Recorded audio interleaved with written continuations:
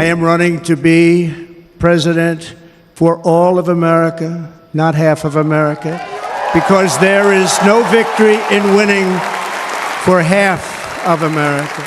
I will tell you exactly what happened, and you'll never hear it from me a second time because it's actually too painful to tell. A little bit further turn, which I'm very lucky I didn't do, when I heard a loud whizzing sound and felt something hit me really, really hard on my right ear. There was blood pouring everywhere, and yet, in a certain way, I felt very safe because I had God on my side. Friends, delegates, and fellow citizens, I stand before you this evening with a message of confidence, strength, and hope. 4 months from now, we will have an incredible victory, and we will begin the 4 greatest years in the history of our country. Together, we will launch a new era of safety, prosperity, and freedom for citizens of every race, religion, color, and creed. The discord and division in our society must be healed. We must heal it quickly. As Americans, we are bound together by a single fate and a shared destiny. We rise together or we fall apart. I am running to be president for all of America, not half of America, because there is no victory in winning for half of America.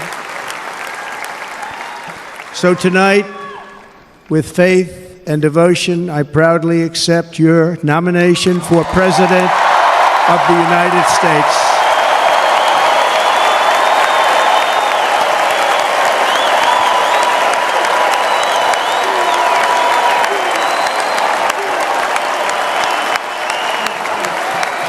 Thank you.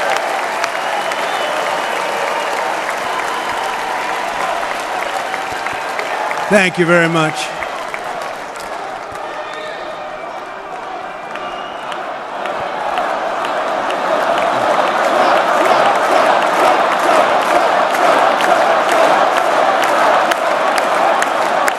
Thank you very much.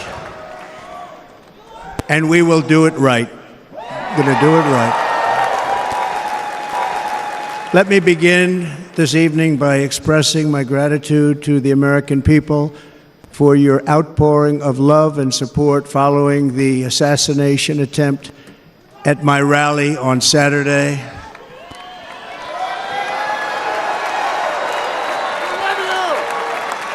As you already know, the assassin's bullet came within a quarter of an inch of taking my life.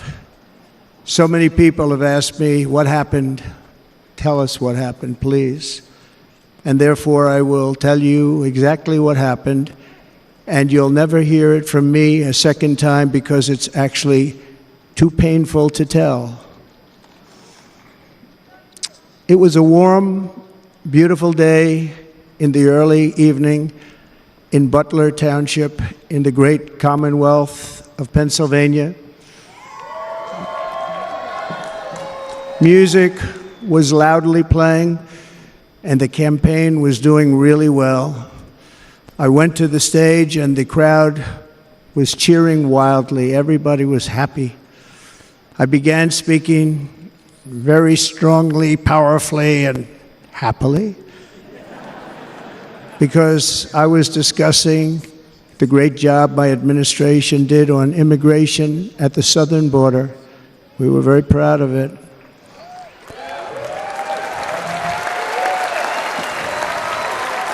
Behind me and to the right was a large screen that was displaying a chart of border crossings under my leadership.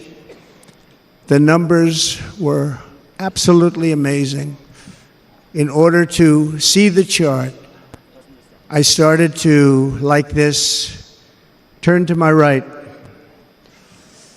and was ready to begin a little bit further turn, which I'm very lucky I didn't do, when I heard a loud whizzing sound and felt something hit me really, really hard on my right ear. I said to myself, wow, what was that? It can only be a bullet. And moved my right hand to my ear, brought it down. My hand was covered with blood, just absolutely blood all over the place. I immediately knew it was very serious, that we were under attack, and in one movement proceeded to drop to the ground. Bullets were continuing to fly as very brave Secret Service agents rushed to the stage, and they really did. They rushed to the stage.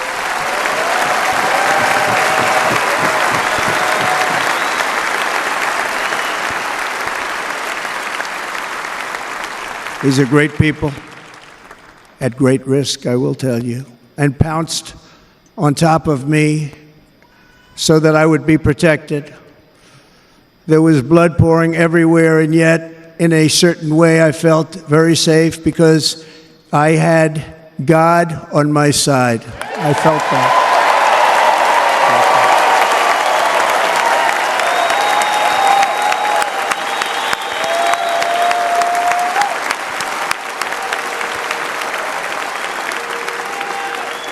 The amazing thing is that prior to the shot, if I had not moved my head at that very last instant, the assassin's bullet would have perfectly hit its mark, and I would not be here tonight. We would not be together.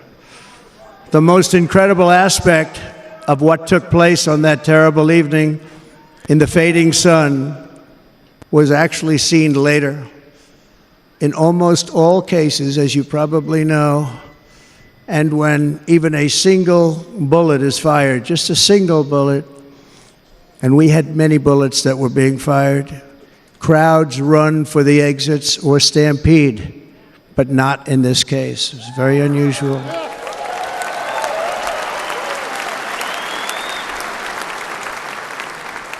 This massive crowd of tens of thousands of people stood by and didn't move an inch.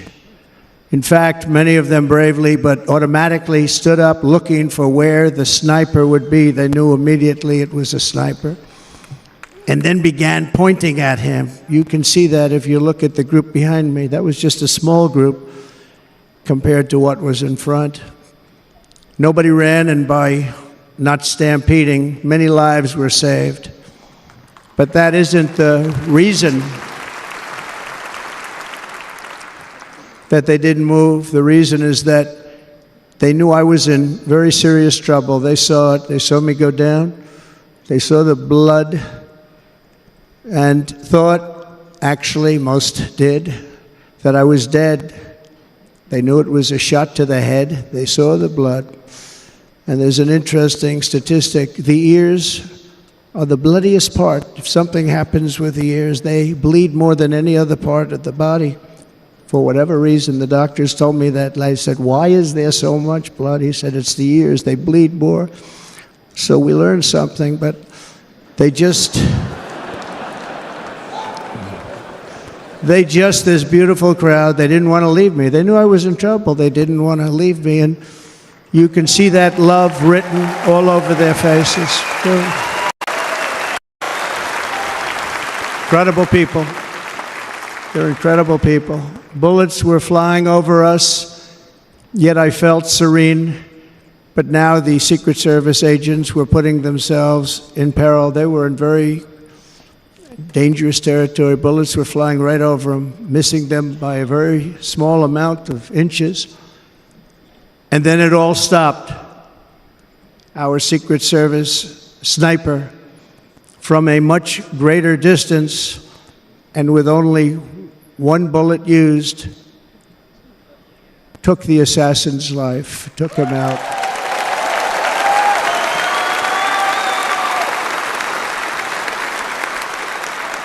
I'm not supposed to be here tonight.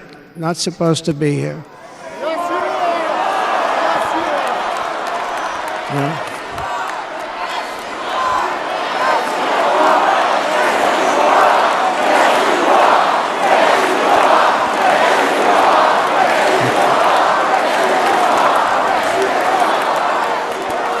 Thank you.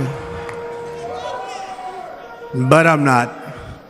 And I'll tell you, I stand before you in this arena only by the grace of Almighty God.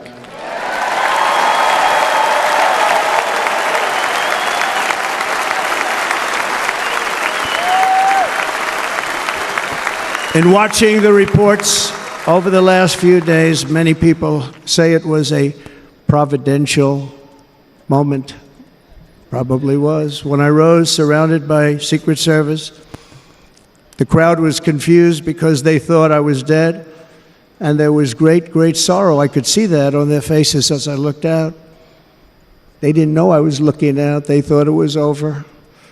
But I could see it, and I wanted to do something to let them know I was okay.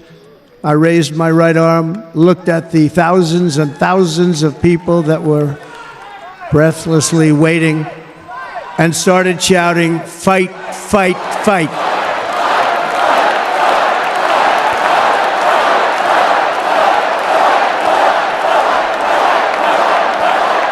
Thank